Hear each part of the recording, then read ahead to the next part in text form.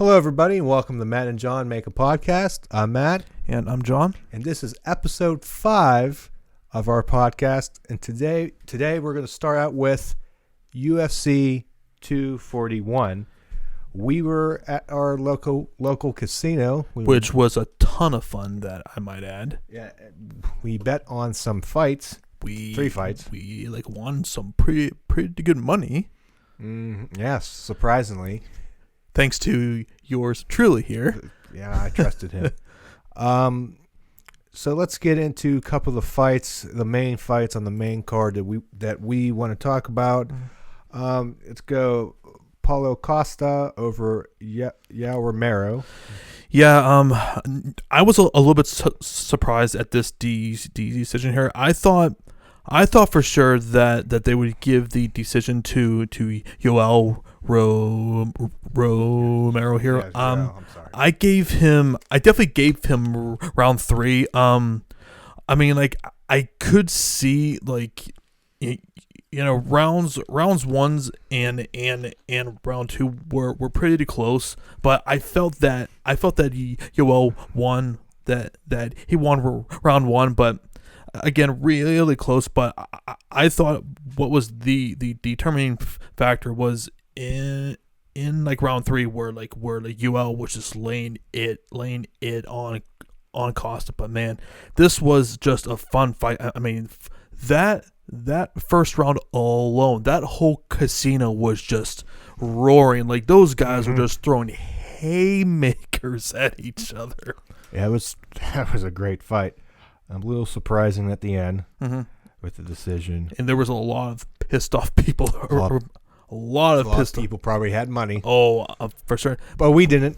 But yeah, I was like, you know what? I'm not really confident who's gonna win here. So we bet instead Derek Brunson in his fight, which he won by unanimous decision, and he was actually the underdog in that fight, which kind of surprised me. So I was like, hey man, let's go for it. And we won $860, something like that. Did you say 860? No, 800. Oh, I was about to say 60. I was about to say, holy crap! What money did you steal from me? Something like that. Yeah, because we won 80 apiece because we bet together. Yeah. 80 something, whatever. Yeah, but yeah, getting back to the Yoel fight. I mean now for Costa with this really big win, he now throws himself right into title contention. He could very well have the winner of Israel Adesanya and Robert Whittaker, who fight on October 5th over in Melbourne. So 185 right now it's a murderer's row division right now. It's a really fun it's a very fun division right now in the UFC, and we'll see what happens, but just a really fun, exciting fight. And then Nate Diaz, wow, I was shocked how much that he dominated for all 3 rounds of this fight. His first fight in about 3 years. His last fight came against Conor McGregor at UFC 202, which that was a very, very close fight, and honestly, a lot of people thought that actually Nate won that fight. But I must say, I predicted that Nate would win this fight, but I did not think that he would be this sharp. He got a little bit tired at the end there, but it was pretty dominant relatively. It was just and to I also feel what really hurt Anthony Pettis was I believe that he broke his shin in the the second round when like Nate checked one of his kicks, and he was really not the same movement wise, and Nate was just dirty boxing. He was having him up against the fence, like he was, and whenever the fight did go to on the ground, Nate was pretty dominant. He had top position a few times. There was definitely a lot of times in that fight where and I was nervous that me and like Mad were just shouting, "Survive! What did I say? They were on the ground, kind of wrestling. Yeah. They were on their side. Yeah. The spoon of victory. Spoon of victory. The spoon of and it came true because we won. Well, I believe it was 140, right? Yeah, because or something close to that. Yeah. So and then we split that. Yeah, we split that, and so like Nate, he wins convincingly, and after the fight in his post fight interview with like Joe Rogan, pretty much called out George Masvidal, and holy hell, we need this fight. The UFC is giving this on a silver freaking platter. Nate's not going to be fighting for any titles or anything, but man, I think what was abundantly clear on this card, he was by far the biggest star on this card. Like just being at the casino in like Pittsburgh, Nate is a huge star. Outside of like Stipe finishing DC, there was never a bigger reaction. I felt just like you could just feel that had like star appeal, and just like not too many people currently in the UFC just has that star power right now. And moving on to the main event, the one bet we lost. Yeah. We have DC, Daniel Cormier versus Stipe. Yep. Yeah, like for the first of 3 rounds, DC I felt was in firm control. Like especially in like a round 1, he took him down, was pretty much in control. But I think the one thing that was abundantly clear, though, Stipe was just not going away. He was eating every single shot that DC was throwing his way, just walking right through them. And I just think by the 4th round, DC was A, pretty tired, and B, those body shots that Stipe was hitting onto DC just had a tremendous effect on him. And jaw of steel. Yep. Just steer. Just like, just Stipe's chin and his ability to kind of adapt and to like change game plans, I think was the story. And I also feel that another story was DC. I was surprised he did not go for it any more takedowns, which I felt that he should have done, and I believe DC kind of talked about that afterwards, which is like he was just like, I wish that I would have stuck to my game plan, but it almost felt like to me that, especially in that 4th round before he got knocked out or TKO'd, it felt like he was just coasting, knowing that he pretty much just had to survive. That round, the fourth round, and then 5th round, whatever, he was going to win. Yeah, and then Stipe DC had his guard down just for that one split second, and Stipe came, got connected with the punch, knocked him down, and it was over. And we lost that bet. And it was a lot of money. I was too, and I feel too that with this fight, Stipe kind of solidifies his like legacy. To me, he right now is the greatest heavyweight of all time. You can throw him up there with Kane. It's just the guys who he has beaten compared to like how many times he has defended that title. And honestly, I think if it were not for a eye poke that he took and or like a first fight, who knows, like he might not have like a lost that. So I mean, it's just an a testament to how much of a great fighter that Stipe Miocic is, man. Mm-hmm. But yeah, a very fun night of fights. Definitely for the future, Matt and I are definitely going to the casino more. Just why pay $60 when you can go and watch it for free? Yeah, and to just with the atmosphere there, being around people, you see so many characters there. It's entertaining. It's very entertaining, and it's I mean, I definitely had a very fun time. So I'm very much am looking forward to that in the future. Yes. Moving on. Mm-hmm. Let's move on to the big topic of the week. If you're a Marvel fan, Oh boy,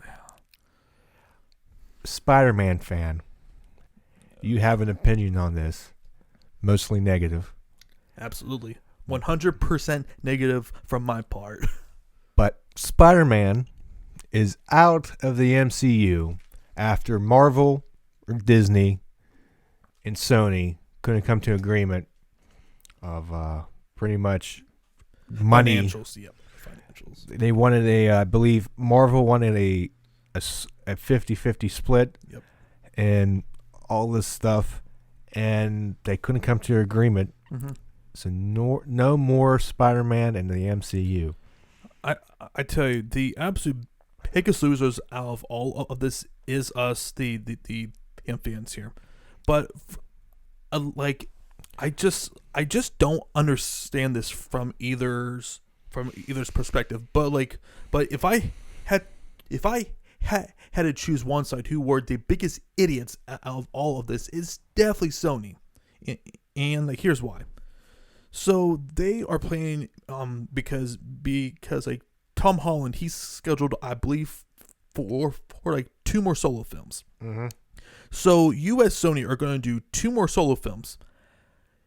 There's going to be a lot of problems with that because you cannot reference any past like stuff with past characters that have happened, whether it was in like Endgame, Infinity War, whatever.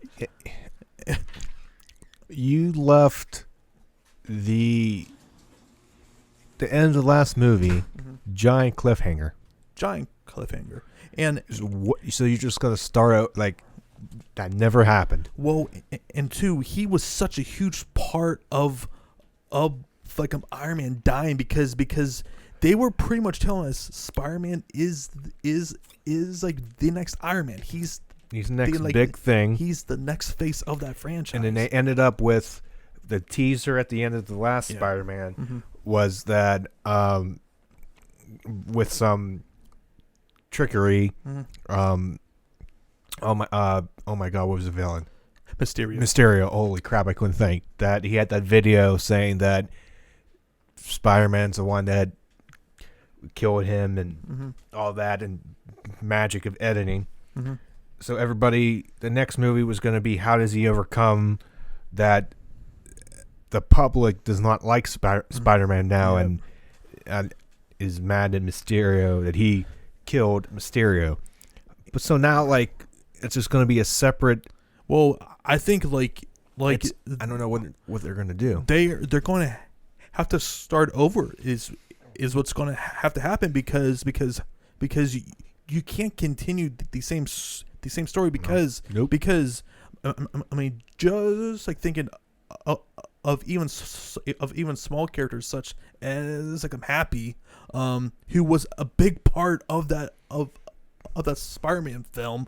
So like he can't be involved in any way, shape, or form. Like I'm literally the only characters that they can probably use are like characters such as like a Mary Jane, Venom, Carnage, and some other small side characters. They cannot use anything regarding Shield and Fury, and that was a big part, like leading into that there.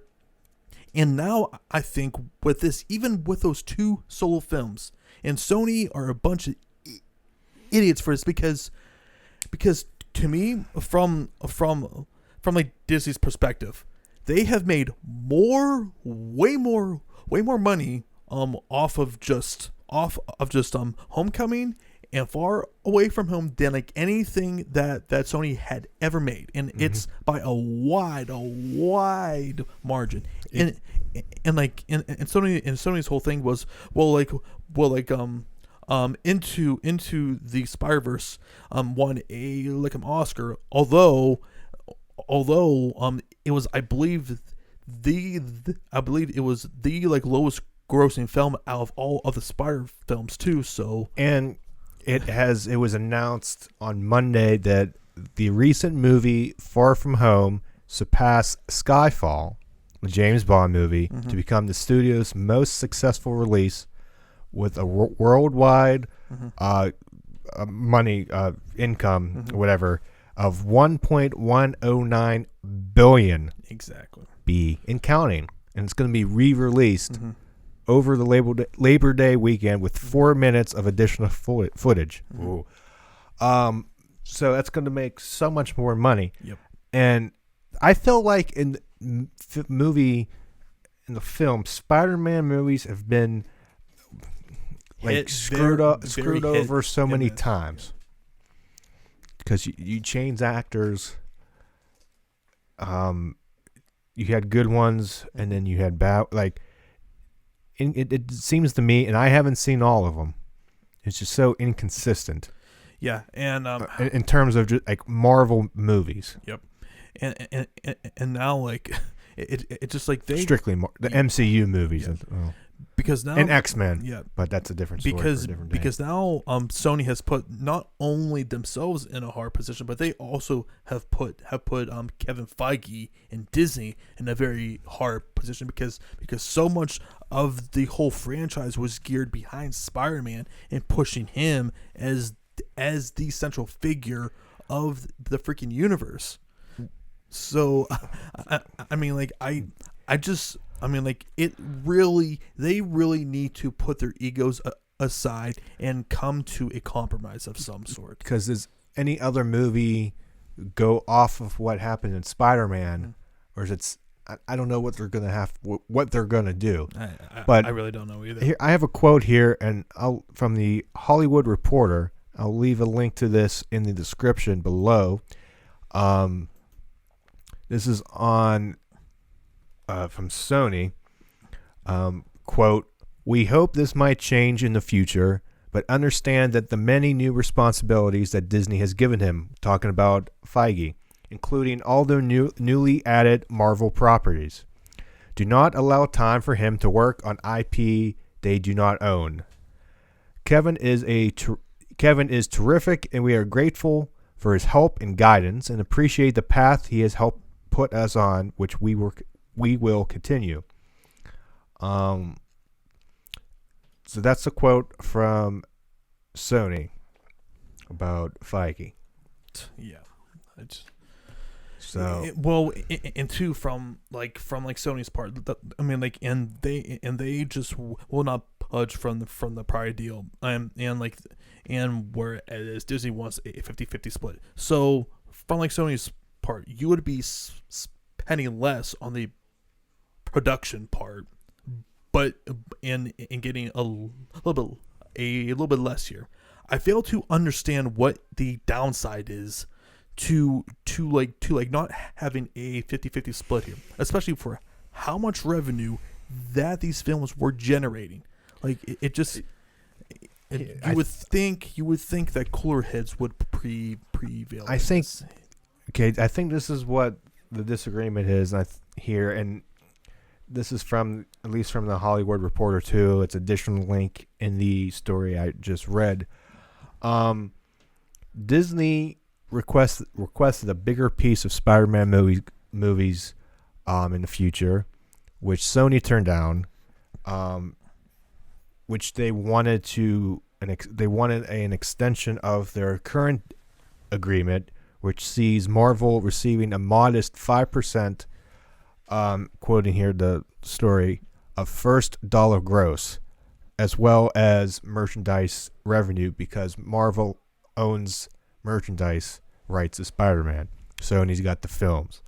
First dollar gross, I believe, if I'm not mistaken, is 5%. So that's gonna be 5% of the money they make on the first of the opening night. Mm-hmm. Just that money alone. Yeah, ridiculous. I gotta look that up to make sure that's right. I believe that is. So they couldn't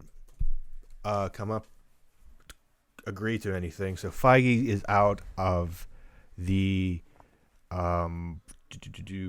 his producing role of the movie. So he's out.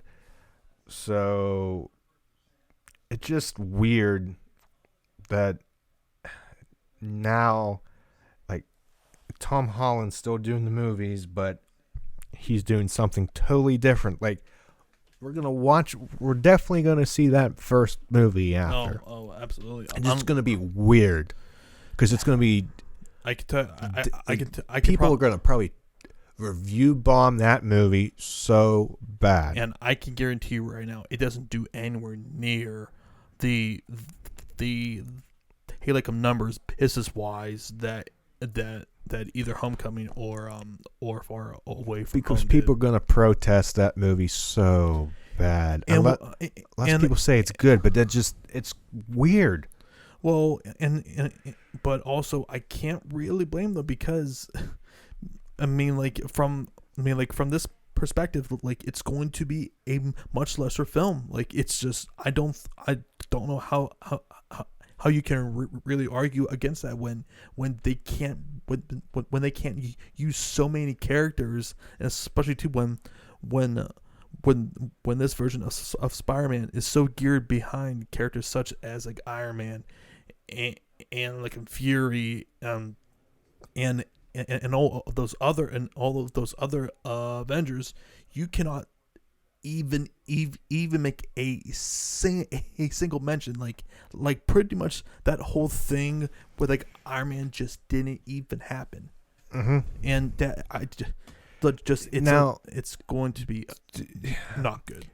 See, and I'm reading like all the details about like who has what now, because I really never got into it. But like, so Spider-Man was in the MCU, but like his villains like Venom and Morbius are owned by like Sony. Yeah. Now do you do like Venom's getting a sequel? Yep.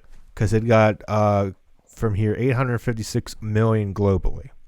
Which a success. Which honestly that was kind of a surprise because honestly that film, while it wasn't awful, it wasn't exactly good either. I think for the second one, I don't think it does anywhere near that.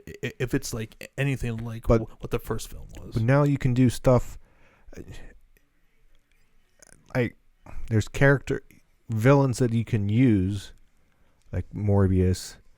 But if it's a standalone film, I don't know what you do. I mean, like, I don't know what you do. I tell you what you do. You get to the freaking table mm-hmm. with Kevin Feige and like Disney, and you hash something out.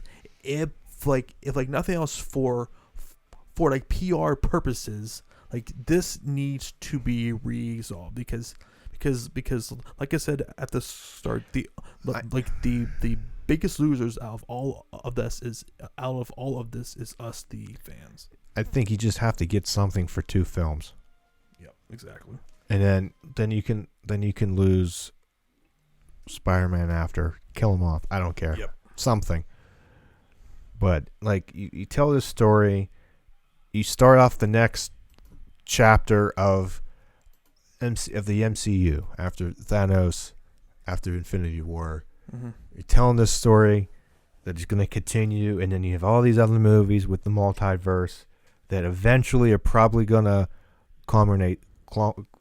come together in some form or fashion. Maybe, we don't know. And it's like writing a book, finish the book, and then tearing out the first 3 chapters and starting on chapter 4. What? Yeah. I don't know what they're gonna do, but it's gonna be interesting to see what happens. Hopefully, they come to some sort of agreement. Let's hope so. It's all about, in this business, any business, it's all about money. Money. It's all about greed and control. Money and control. I don't know what they do. But I don't know. All right, let's move on. Let's move on to some more drama. And by drama, you can't spell drama without AB, and that's a lie, but I don't care. Antonio Brown is still in the news. This man just cannot help himself. Still in the news. He's practicing with a helmet, the new helmet. We'll see what happens. But he filed a grievance against and the he's NFL still talking with about the Steelers. Still talking about the Steelers. Like, I don't understand how, like this man's ego is so freaking large that he just, like, he has to be in the news for whatever reason. Like, how about you try and get some sort of a chemistry going with your quarterback, because I believe up until this point he has not had 1 practice in training camp. I failed to see how this is going to be a good thing when they start the season in 2 weeks? We're 2 weeks away from kickoff, and he's still like he barely practiced at all during OTAs reportedly, and also has hardly practiced, or actually I believe he has never actually practiced at all during training camp. I'm gonna laugh so hard when the first game and he's missing catches because maybe the routes are not, the timing's off, and all that. Yeah. It's gonna happen. Like, maybe eventually they get together, but he's gonna that drama is gonna. He's gonna learn really quick. Derek Carr is nothing to what he had with Ben. Like, it's like Ben is just clearly a better quarterback, and just the chemistry that he had established with Ben was unlike any other. Ben would always go to him, even if it was the wrong thing to do. Which I'm not sure if that's going to happen here. And the one thing that is a major difference between Mike Tomlin and like John Gruden is very confrontational. Like, just if you just like read up on his dealings with Keyshawn Johnson when he was with the Tampa Bay Bucks, like, Keyshawn came out and said, like, I did not like the way that he was coaching me. Like, it just with Gruden, he will ride you every single day, and I'm not sure if that's going to be something that AB is just going to accept, just because he wants to be constantly appreciated and constantly reassured, and I just don't think that that's going to happen here. I'm going to enjoy this whole train wreck. And newsflash to Antonio Brown, us fans here are not watching you because we are jealous. We are watching you to see the beautiful train wreck that is eventually going to happen. Mm-hmm. And that's it. Like, I have not seen one Steelers fan who I personally know who even remotely misses this guy. Just, I mean, outside of the production on Sundays, but like, just like, Monday through Saturday, I mean, like, that was like, it was something new every single day, and I'm just glad that we're going through a camp where it's just about football. Mm-hmm. I totally agree. Less drama so far. You don't hear about anything. Let's keep it that way. It's beautiful. Yep. Moving on, we're gonna get into some wrestling right now. Wrestling. Surprise, surprise. Yeah. We talked about this last week, I believe, Yeah. but now it's made official. Man. NXT, the third brand of the WWE, is officially going to the USA Network starting September 18th, live for 2 hours to get ready for the war. The Wednesday Night Wars, man. Coming in October, going head to head with AEW. All the tapings are going to be at Full Sail University as of now, Which I feel is a huge mistake, but I'll get into that in a second while you finish here. It's going to be interesting. I'm going to watch for sure now. Mm-hmm. When it goes live, Mm-hmm. and it will be on the network. For those wondering why do I still have the network minus the pay-per-views, it will be on the network 24 hours on the next day. Yep. So people who are overseas, who obviously don't have the USA Network, can still watch it on delay or next day. Yeah. So it's still there.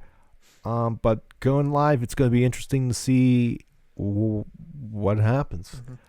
Mm-hmm. I will say this. I think it's a like mistake to like tape it at like Full Sail for one specific reason in general. So you are like watching NXT. It's in front of what, maybe 400 people. And then you flip over to AEW, and they are like wrestling in front of sold out venues.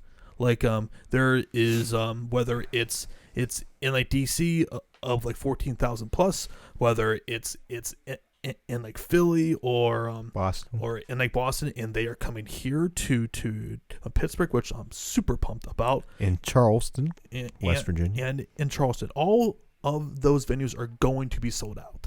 How, like, doesn't that kind of make NXT look a little bit bad just from a like a visual standpoint there? Visual, yes, but I think they want to start, and then once they see maybe expand, I think probably they're eventually. Have to. Yeah. I think eventually they're going to expand. To. I think for now, I think they're just going to focus on the product in the ring. I mean, it is what it is, but I do agree. If you look, if somebody who doesn't know turns in because there's a lot more people here, that thing. But I think they're eventually gonna start. I would be shocked if not by say like mid 2020 if they are not touring full time, just because as we saw business wise it makes sense. Yeah, and as we saw with like Impact, when they were in the Impact Zone, sooner or later that whole like venue stops being special. It just feels really watered down and it's just not a great environment anymore. And I feel like that they're really in danger of that becoming a big problem. Now, I mean that I'm sure like from a business standpoint, it makes more sense just because you are spending less. However, like it's going to make I feel on some weeks you just like compared to AEW not looking anywhere near as good. I think this deal with NBC Universal, I think they're making like $60 million to get them on. I think I read that. Yeah, so they're making. I believe like Meltzer said that it was a 2-year deal worth like $60 million or something like that. Money. I mean, they are still making a pretty good profit out of that. I think they eventually will have to. And like too, I'm not saying like hey go to like excised or no, they're not arenas. going. No, it's gonna be. But how like 4,000 or like 6,000 it's gonna be smaller. seated It's gonna arenas. be smaller arenas. Exactly. Like, I mean, I mean, like, it would just look a lot better, and like you would kind of feel that it would be on the same par as AEW because just from that alone, AEW is just going to look more like a mainstream. Mm-hmm. And this is gonna affect who gets called up. Mm-hmm. I think you can't take anybody away now, especially with that extra hour now. Like to me, like the Shayna Baszlers, the Tommaso Ciampas, the Undisputed Era, Johnny Gargano, and who he announced during the taping. Spoiler alert. That he will be staying in NXT, which is no surprise just because with them going live every single week, you need stars. You absolutely need stars, and honestly, I think it's going to start to where like we are going to see more people from both Raw and SmackDown come over. I just worry that if they try to bring over the like Seth Rollins and the Roman Reigns, that would really concern me, just because those guys, they are already overexposed as it is, and like you're just gonna be adding them again. Like I hope that they don't exactly do that, but like for example, Tyler Breeze and like Fandango, I feel they are perfect for NXT. And another guy that I also look at too is, say, a like Apollo Crews. Mm-hmm. I feel like he would be good. Kevin Owens, I feel, would be an interesting one. But I mean, like, but for the lower card guys who really aren't doing anything, who are just stuck in a catering, not exactly doing all that much, it might not be a terrible idea there. You know? And they can go back and forth if needed. Yep. If need be. Mm-hmm. I think Owens I think you got to keep him up there. He's too established on the main roster. Yeah. Well, and two, he's maybe a one-off, but and two, he's currently in a like main even feud with Shane. Yeah, you can't just God help me, but I mean, he's like in one of the two he's too established. Yeah, he's in one of the two most important storylines on SmackDown right now. Mm-hmm. So, real quick, before we get into Raw and SmackDown thoughts, like John mentioned it before, AEW is coming. Their TV tapings are coming to Pittsburgh. Yes. In Charleston, West Virginia. Pray for us getting tickets. Tickets went on sale yesterday, as of probably when this uploads on Saturday. Yeah. Did we get tickets? Who knows? We'll find out. Well, maybe I'll add something here that says yes or no. Yeah. If I remember. Yeah. So during my lunch tomorrow, my first day back at work, at school, my lunch is at noon. Tickets go on sale at noon.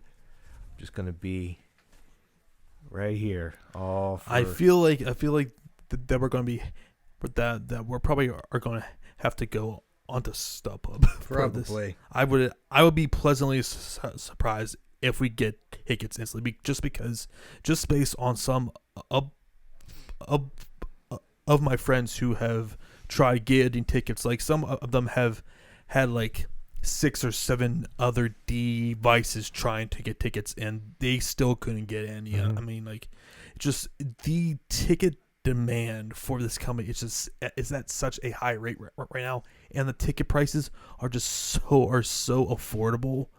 I mean, because I believe that the most expensive ticket, I believe it is $90. Yeah, something like that. 90. It's like $90. And those I believe are like a ringside tickets too. So I mean, it's just some really good deals, and I would be stunned if this does not sell out instantly. I would be shocked. But and two, like what's also exciting too is they are having this at the Pearson Event Center, which has never had any sort of wrestling event at all, because typically WWE always comes to the PPG Paints arena, which houses about like 6,000 more seats. So they just never felt the need, and I always felt that in the back of my mind that if AEW ever did come here, that they would probably go to the Pearson Event Center on the University of Pitt's kind of campus. Somewhat of breaking news. Yeah, I'm looking Seth Rollins and Becky Lynch appear to be engaged. Yeah. Oh god. Oh boy. And what I was looking for as I was on my phone as he was talking, I saw that, but apparently WWE is starting their own podcasting network, I guess on the WWE network, which would be interesting if superstars have their own thing, if they have other people talking that are not really in the business. Adds more content on yeah, it's interesting if it's just yeah. more real, because conversations. I'm kind of interested what they do with that. Well, and two, I gotta find more information. Well, and two, podcasting is so huge right now. Like, I'm honestly surprised that it took them this long to finally do something. Well, they had some things with them, Steve Austin, Jericho, and Bruce Pritchard's spinoff, which those podcasts with Conrad were so damn entertaining. Bruce's his impersonations of like Vince, Russo, bro, that's terrible. But Heyman, Michael PSAs. Do. I'm terrible impressions. May I have a volley, sir? Terrible impressions. By far, my most favorite is Jim Cornette. F you, mother. I'm not gonna say it. I'm not gonna swear on here for obvious reasons. But yeah, I want to do it, but I don't know what to say without swearing. Yeah, but yeah. So I mean, like, I'm glad that they are adding. I wonder who exactly that they're going to add on here. Maybe they add a like Booker T, Bruce Pritchard, Eric Bischoff's podcast, Stone Cold, yep. Edge and Christian. Edge, I could definitely see Edge and Christian for sure.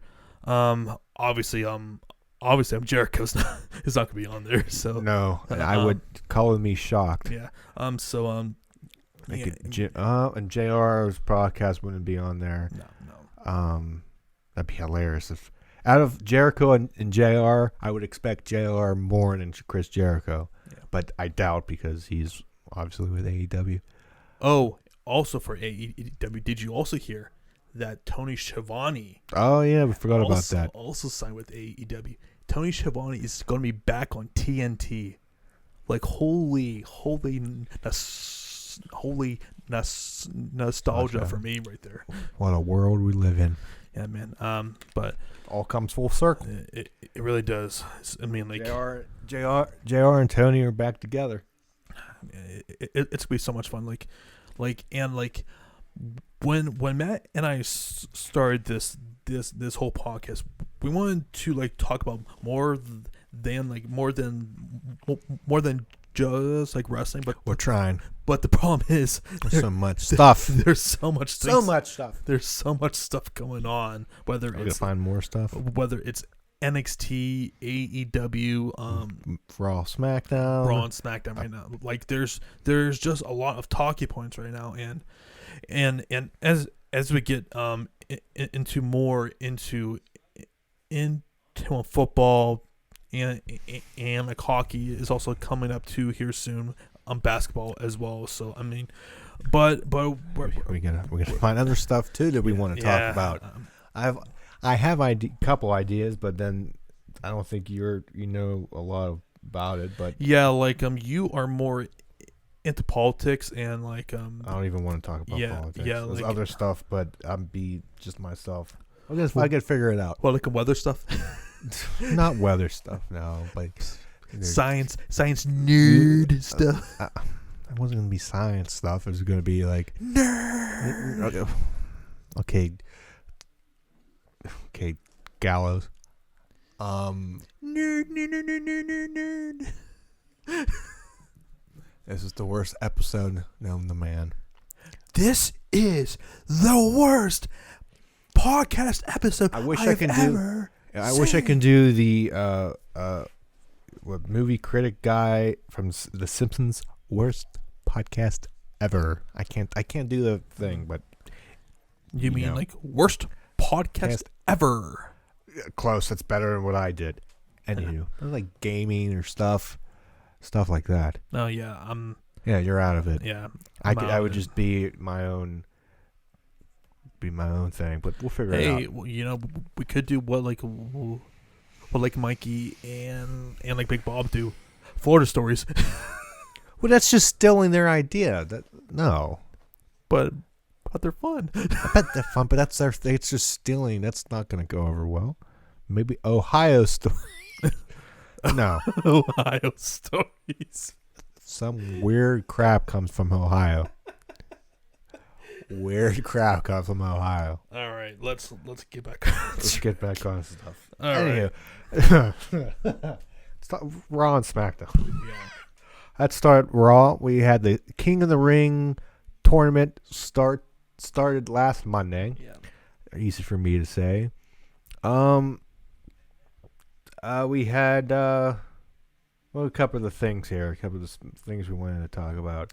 Well, Samoa Joe and Cesaro had a very hard-hitting match. Oh, yeah, that's there. Cesaro this is all messed up here. Yeah. Oh well.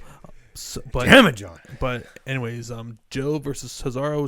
Samoa Joe wins over Cesaro. Right choice. Pretty convincingly. As that was the correct choice. Cedric Alexander beat Sami Zayn pretty easily. Right choice.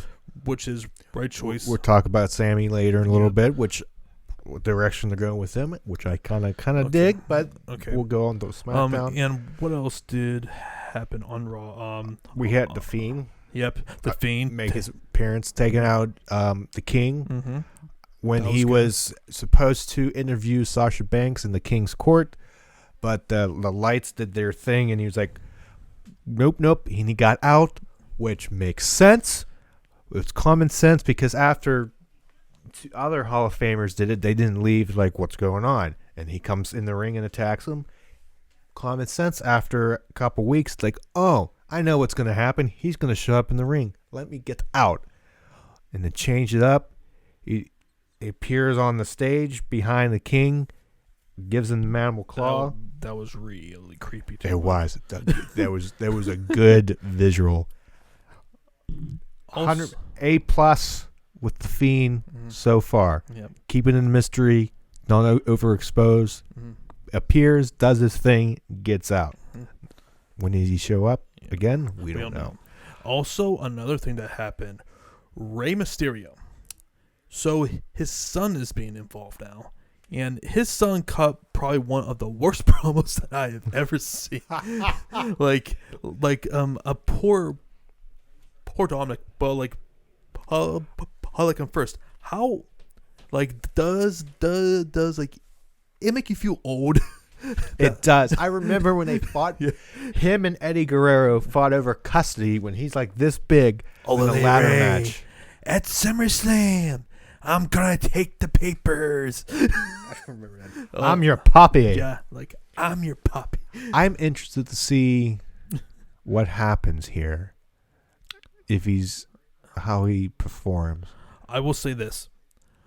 I hope that they are careful with Dominic, because it's pretty clear he is so green still. I mean, and we haven't even seen him get in the ring yet, but supposedly he was trained at Lance Storm's Academy in Canada. So he went to a very good training school, but I mean, I'm very skeptical of them just throwing him out like this. Honestly, I would prefer that they would have sent him down to NXT, honestly, just so that he could get his feet wet. But I'm sure that, and there have been constant reports that the company has been pushing for Dominic to eventually get started. I will say though, Ray's promo though was really good. I was really feeling that. It's just Dominic, I was like, ooh, that was really cringe. When he started talking, it really looked like that he was really trying not to forget his lines. That's honestly what it kind of felt like. You know what was cringe, but in a good way? What's that? Sasha Banks attacking Natty. She was giving a backstage. She was ruthless. I loved it. Natalya was in the sling backstage, cutting a promo about Sasha and being. It was an emotional night for me, talking about my father and all that stuff. And then Sasha comes, attacks her, beats the crap out of her, and she says, "Go to hell, Natty, and tell your father I said hi." I was watching that at work, and I heard that. My face was just like, oh. Yeah, I was like, yes. Yeah, it's so good. They were not holding back at all. It's so good. Oh, it's just the emotional investment you would have just with Sasha now after 2 weeks, and the whole Becky Lynch and Natalya thing. There is no better feud that they could possibly do right now, and on the. Eventually bring in Natalya later down the line, because you have to pay that off. And now I want to see it. Simple as that. Yeah, I want to see what happens. Yeah, Sasha's hot. Yeah, the character's hot. That too. Yeah, but into that promo that Becky cut, I was like, where in the hell has this been for the last 4 months? That intensity. The last 2 weeks. Of those promos. I think it's abundantly clear she's way more into everything now. With her facing Sasha, she definitely has a extra chip on her shoulder. I think she said she just didn't like what they. I could be misquoting that.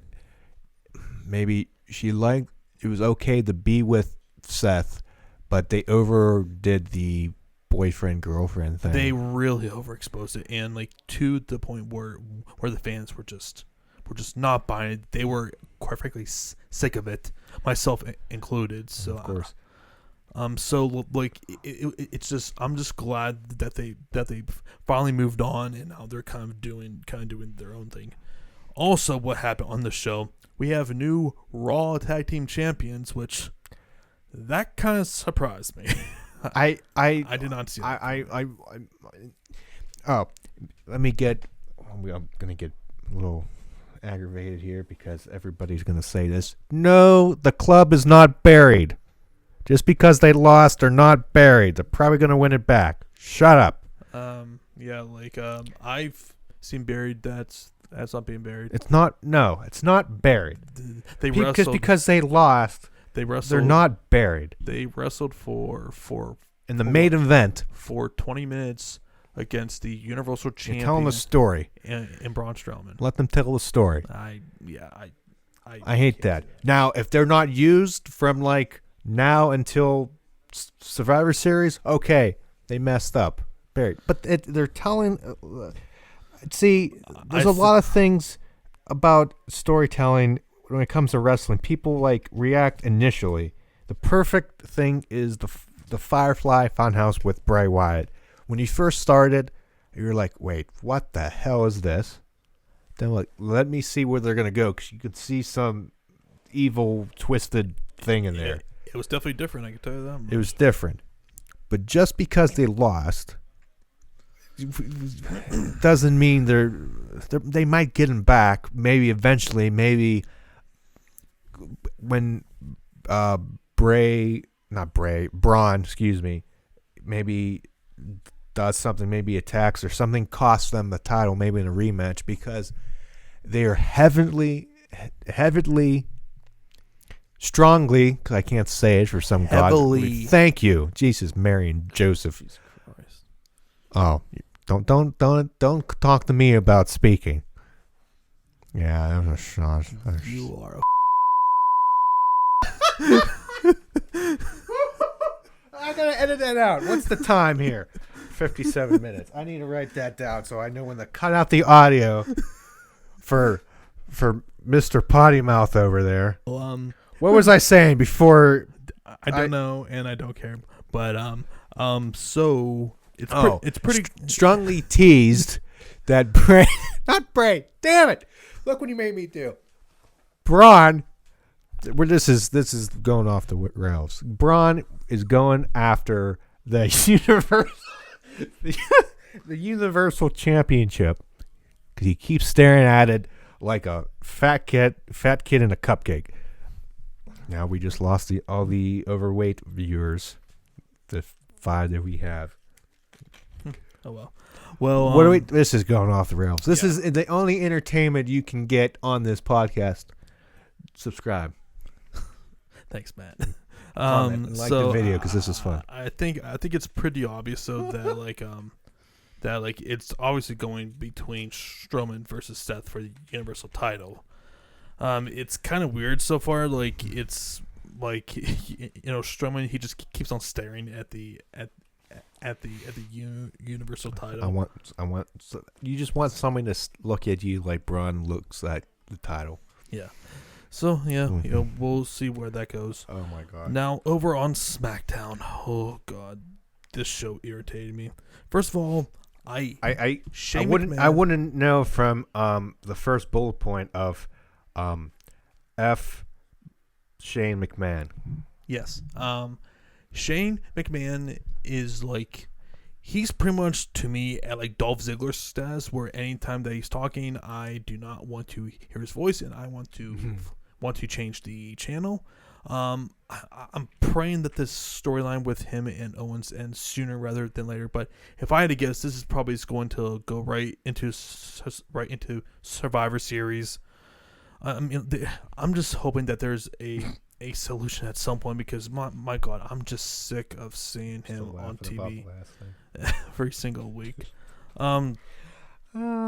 Yeah, what do you think about this nonsense? He cost Elias, Kevin Owens. I saw that coming. Like obviously, like some of the worst foreshadowing that you'll ever see. I don't know if the word. I don't know. In one way, it makes sense, but I don't want to see it. They need a like an I quit, something stipulation-y. I don't know what they're gonna do. Yeah, and quite frankly, I don't even care at this point. Also, man. Well, that's before. Oh, King of the Ring. Yeah, so Johnny. So Andrade he went over Apollo Crews. Makes sense. Fine with me. And and obviously Elias went over Kevin Owens. Over Kevin Owens. I gotta see the brackets because who's facing Elias? That I believe would be the winner of Ali and like a Murphy, if I'm not mistaken. Okay, so Kevin's gonna cost Elias and screw that. And I would assume Ali beats Murphy. No, I'm actually going with like Buddy Murphy because Elias is going. Well, too though I'm going face heel. Well, no, because if you recall, if you also recall this week, he pinned Daniel. Yeah, that's right. I didn't see most of SmackDown because I mean, that is true. I definitely think that at this juncture that they're definitely gearing. They might, yeah. I forgot about that. That I they're didn't watch definitely the show. like. By me just seeing this right now, I would be stunned if at the semifinals that it is not Murphy versus Andrade, which my God, that's going to be a phenomenal match. And so Joe would face the winner of McIntyre and Ricochet. I would assume McIntyre. that it's going to be McIntyre there, and Cedric Alexander would face the winner of Corbin versus The Miz. I would assume that's going to be Corbin there. And if I had to pick right now, I would say it's probably Corbin and maybe McIntyre in the semis there. Weird. Yeah, like I don't know. A lot of heels there.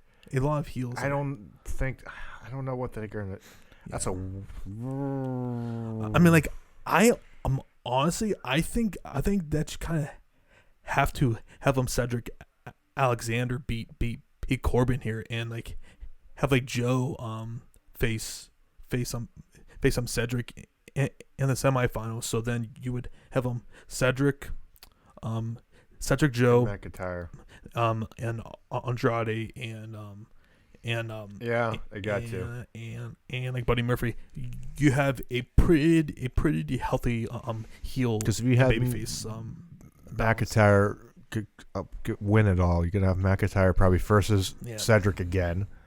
I mean, I think what they should do for the final, it should definitely be McIntyre versus Buddy Murphy in the final. McIntyre wins it all.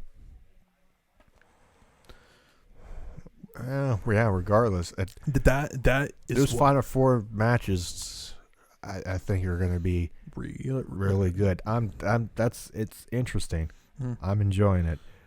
But what not a lot of people possibly not enjoying, especially John. Not even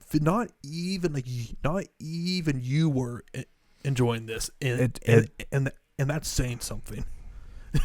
I was confused. That was the feeling I had. The same feeling I had is when DC got knocked out and we lost that bet. I was like, so we've built. But yet I'm still interested in a weird way. I mean, like whatever interest I did have is now completely gone at this point. I would just want to see I kind of want to see what happens. But what we're talking about is that the Daniel Bryan at the end of SmackDown revealed the so-called attacker to Roman Reigns, and it was pretty much garbage man. Basically, like almost like a dollar store knockoff of Rowan. Bald head, beard. And I was asking myself throughout this whole entire time, is this really the best that they could come up with here? Not to sound like a hypocrite from what I said earlier, so I'm gonna hate it, but at the same time, not hate it. Is that I want to see what plays out. Yeah, that just my interest level is completely gone. I need to see what happens. Although I will say though, Daniel Bryan has been phenomenal in this storyline. His intensity, his craziness, his delivery has been spot on. he has been as good as good. He's as, taking it and running with it. But I want to try to sit. I want to try to stay somewhat objective, and I want to see what happens. Yes, it was a letdown, and it was just like. I just hope that there's an exact point to all of this, because now, like, you're just annoying. But I feel like people at this point. And at the same time, if it was a big reveal, I think you do it in the ring and not with like 30 seconds left in the show. Yeah. I want to see. I need disappointed. Yes. Mm-hmm. I need to. I need to see what happens. Maybe something happens. I don't know. I need to see. I'm interested. Mm-hmm. Okay, what's Garbage Man gonna do? Yeah, and one other thing that also happened on the show was Orton and Kofi being involved with him New Day, and also with the Revival. I really like what the dynamic is with Orton and the It's a pairing here that I never knew I wanted. I mean, like, I would love them. It's different, and it's I like it. They both fit. Like, they wrestled the same exact style. They have very similar personalities. On top of that, like, they can really do something here. Hopefully, it's something it's something pretty interesting, and not something that they are just actually using just to fill time on TV. Somebody came up. I don't know if they said it, or I know I saw it on Twitter. But the Revival have that like hashtag like FTRKO or something like that. Yeah, FTR and FTRKO, which I thought was hilarious. But I like the story with Kofi and Randy Orton. Mm-hmm. I don't know, it's a good feud. Mm-hmm. I know we were disappointed with how their first match at SummerSlam ended, but it's leading to more story and more matches out of them, which I'm okay with. They should have a much better match at Clash of Champions. I'm hoping that they have a much better match. It should have ended at the whole thing. It should have ended at SummerSlam. Maybe it ends in Survivor Series. We'll see. Maybe you do 2 out of whatever the hell they do. But I'm interested in that. Mm-hmm. Yay, Randy Orton Mm-hmm. in the Revival. I love it. Yeah. Just on, I think, was it just Monday? Mm-hmm. It was the Revival versus the New Day. And right at the end, Randy Orton comes out of nowhere and RKO's. It's just, yes. And they just beat the hell out of yes. New Day. So, and just one other thing was Bayley and Charlotte. I really just don't care about this feud. I didn't see that segment because, again, I was basically working. It was moment. It was she push her over. Yeah, it was basically a moment of this segment. Basically Charlotte does her normal thing, and then Bayley says a few words, and then Bayley shoves Charlotte off. Push. Yeah. But I just don't care. I don't care to see this feud. Charlotte is just I just don't care to see her. That's pretty much all that I got to say. She's late 2000 Cena. And on top of that, man, if she wins this title, she will be a 10-time champion. How many years has she been on the main roster now? What? 3 years? 4 years? Something, ever take? Sure. Just go with that. 10-time champion. Just Jesus Christ. But just a few other things here. One thing I wanted to touch on. Have you seen this tweet of like a Meltzer talking about like Roman? Okay, well, it's this was, I didn't see it. Yeah, here I'll pretty much just read you what he said. So, Dave went and saw Hobbs and Shaw. He was like, I was just at a like a movie theater, and when Reigns was on screen, no reaction. Ask 100 people on the street. Hogan, Rock, Cena, and like a Ronda are the only ones half will know, because apparently when you are watching a film that it's actually a like wrestling show and they are doing chants and stuff when you are watching a movie. I'm like I failed to see how I don't cheer when The Rock comes on the movie. no, like I failed to see how that gauges a person's popularity.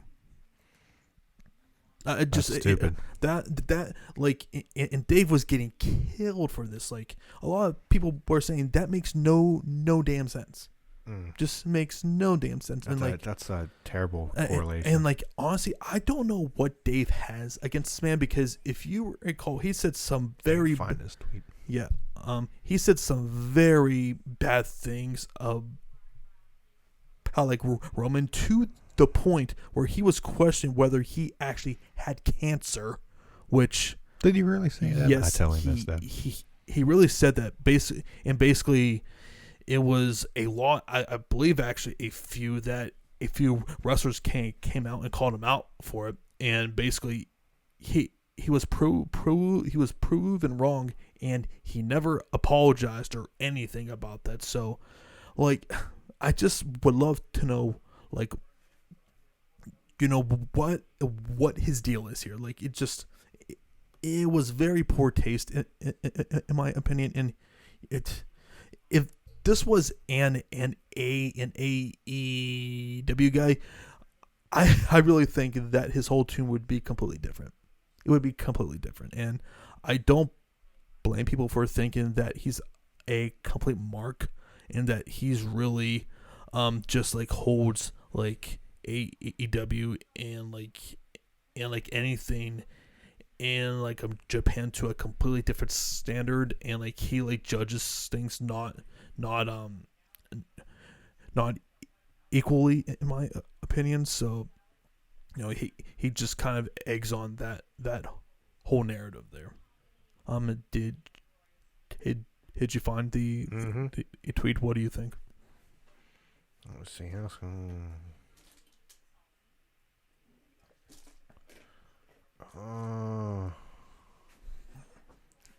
It's pretty stupid, huh? He responded to somebody saying, ask 100 people on the street who Dean Ambrose was, and I bet 80% will give you a blank stare. Hell, ask them who Roman Reigns is while you're at it. I think that person, I gotta see what this context of this whole conversation is. Hang on. Which that was yesterday, I believe.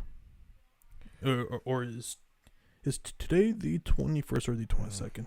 22nd. Yeah, that's what I thought. But I think somebody was saying that about Dean Ambrose, saying that Meltzer is acting like he was a flop in WWE, where he said he wasn't. People were saying the Moxley character was his potential megastar. Honestly, from that, I don't think that he's completely wrong. Although we should also probably say, though, from a creative standpoint, like, it's not like he was in a great position to be successful. I mean, yeah, he was WWE champion. He was involved in probably the most successful faction probably since Evolution, but they're saying that he would be a megastar only because WWE made a name of him. Mm-hmm. Before WWE, he was an indie stuntman.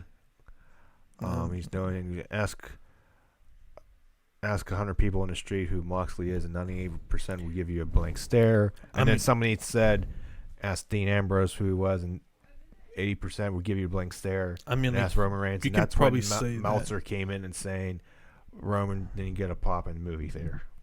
Yeah, just like that to like correlate if he's over or not. It's just stupid. But the whole argument that I saw on Twitter that was Yeah, I it was lost dumb. I lost brain cells. All right, One and last topic. yeah, one last topic, and that is wrestlers calling out reporters who for pretty much reporting on like a fake news. Now, I'm not sure if you saw this or not. I saw one of them. Yeah, so Kalisto tweeted, I believe it was on like a Monday or something like that, that he has 10 months left on his current contract. So then Brad Shepard, who is one of these Twitter reporters or podcasters or whatever, pretty much he is wrong a lot of the time. Like, just to kind of just illustrate how bad that he was, he reported for a good month or like 2 months of Sasha Banks is coming back every single week. Well, the problem is she never came back. He works for ProSportsExtra.com. Yeah, and I even saw guys such as like Sean Ross Sapp, Justin LeBar really did not he did not put him over at all. Just pretty much called him a like fake. I mean, like when you constantly report stuff that isn't true, you leave yourself out there so badly. And like I feel like and this is just from me from the outside looking in, he just looks like a guy who, if he hears even one source that is kind of maybe true, he's going to actually report it, which I feel is really not being really thorough. Because just based on the stuff that you hear from guys who are actually in the freaking know, such as like PSPW Insider, Ryan Satin at Pro Wrestling Sheet, Sean Ross Sapp at like Fightful, guys who have credibility. I feel like you really lose credibility by just throwing stuff out there when it's not even remotely true. I mean, he even said that according to a source of his, both like Rusev and like Lana are indeed resigning, and then like Rusev just tore him in, blocked him. He like blocked him and everything, and basically said, "You are a complete liar." Like it just like. I mean, I'm not sure how you feel about this, but like, I mean, like, I don't really feel sorry for. I gotta find. Don't really feel sorry for the guy, but I mean, like, he just like, I feel like for people to take him seriously, like, he needs to be a little bit more thorough and less trying to get himself over. Which, if you follow him, like, he believes his own PS. Like, it's like it's kind of awkward and kind of weird. Yeah. From August 8th, he has, according to a source in WWE, it's possible that Rusev and Lana may not re-sign with the company. They're currently weighing their options. And then yesterday, or as of this recording, yesterday, August 21st, update. According to a source in WWE, both Rusev and Lana are now expected to resign with the company. So, there you have it. It's always... So, who knows? I mean, I don't know. And then other reporters kind of like mention it, but like not mention him by name, but like a generality. I think one of them was Sean Ross Sapp. Yeah. Which like those two really just don't like each other at all. Like, Sean Ross Sapp has called him out on multiple occasions for his, quite frankly, his pretty terrible reporting. Yeah, he had a whole like thread of tweets last night, I believe, talking about it, but like one of those things like at me, bro, because you obviously knew. I didn't know who he was talking about, so I did my research and found out who he is. Anywho, I can't find anything else. Yeah. Okay. I believe that's probably a good place for us to pretty much to cap this podcast out. Yeah, Like it was an interesting podcast. Yeah. We talked about a lot of stuff here. Like I said, we're going to try and dial down the wrestling talk a little bit. It's just so much is going on. And actually, next Saturday is All Out. So that's right. We got that That is right. We got that coming up. Is it next Saturday? Yeah. Yep. And within the next month here, just a lot of stuff in wrestling is going on with AEW starting up with their TV, with NXT going live. Just a lot of things are going on. There's a lot of like moving parts right now. So yeah, it should all be pretty interesting. Mm-hmm. Don't you think, Matt?